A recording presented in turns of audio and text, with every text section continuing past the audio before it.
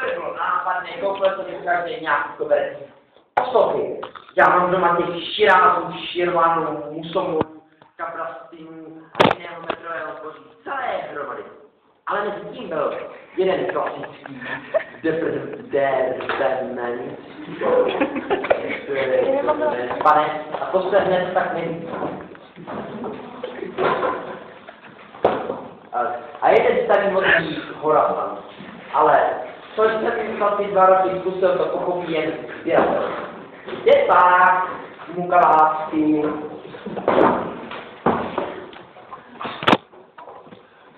Ano, mukalácky. Teď si to užiješ.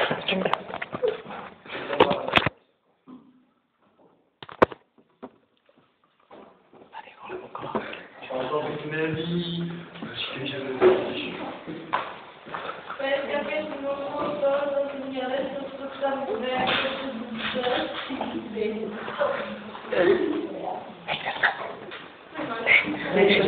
Já nevím, kde jsme. Kde jsme? Ne, já to nevím.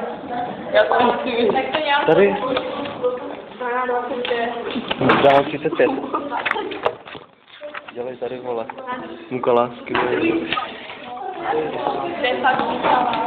Tady. No. Tady. Dík tady. A na kompu to nevypadá dobře. Tady, kde pak Na kompu to nevypadá dobře. Na kompu. Ne. Kde pak mukalásky? To nic není. Proti mukám sběratele. Ale přitom je zvláštní, že si snad ještě žádný sběratel nevzal život. A naopak